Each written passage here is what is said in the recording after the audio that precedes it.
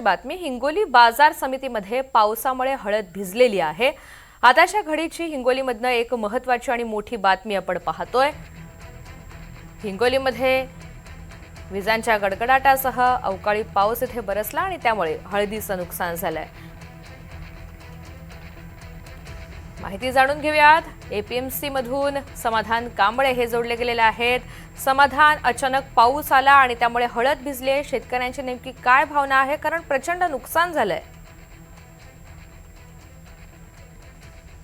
निश्चित ऋतू आपण बघतो की हिंगोलीमध्ये अर्ध्या तासापासून जे ते मुसळधार पाऊस पडतोय। सोसाट्याचा वारा देखील सुटलेला आहे। मी सध्या हळद मार्केटमध्ये आहे। आपण बघू शकता त्या अचानक आलेल्या वादळी वाऱ्यासह पावसामुळे शेतकऱ्यांची मात्र मोठी तारांबळ उडालेली आहे।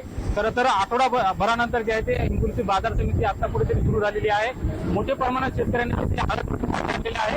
आपण बघू शकतो वादळी वारा मोठ्या प्रमाणात जे आहे या ठिकाणी सुटलेला आहे। मात्र शेतकऱ्यांची या पावसामुळे जे आहे ते हळद भिजत असल्याने शेतकऱ्यांनी आता आपली कापडं जे आहे ते झाकायला घेतलेले आहेत। आपण बघू शकतो ते मोठं नुकसान जे आहे ते शेतकऱ्यात झालेलं आहे। वादळी वारा जे आहे ते सध्या सुटलेला आहे आणि त्यामुळे हळद उत्पादक शेतकऱ्याची मोठी तारांबळ उडालेली आहे। आपण बघू शकतो आपला शेतीमाल जे आहे ते पावसापासून वाचवण्यासाठी शेतकऱ्यांची मोठी कसरत या ठिकाणी होत आहे। आपल्यासोबत शेतकरी आहेत। तर कधीपासून पाऊस होतोय, काय किती नुकसान? पाऊस 1 घंटा सतत पाऊस असल्यामुळे पावसाची खूप मोठी प्रमाणात हळदीचे भिजत आहे आणि ताडपत्री सोबत आणल्यामुळे वाचलेली आहे।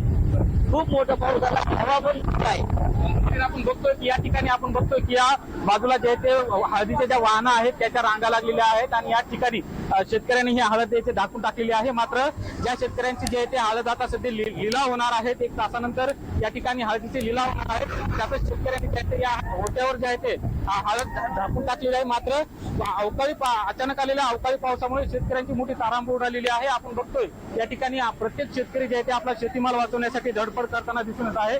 खरं तर अचानक हे ते वादळी वारा सुरू झालेला आहे, अवकाळी पाऊस झालेला आहे। विजांच्या कडकडाटासह हा संपूर्ण पाऊस झाल्यामुळे शेतकऱ्यांची, हळद उत्पादक शेतकऱ्यांची मात्र मोठी तारांबळ उडाल्याचं दिसून येत आहे। ऋतुजा, निश्चित, धन्यवाद सविस्तर माहितीसाठी।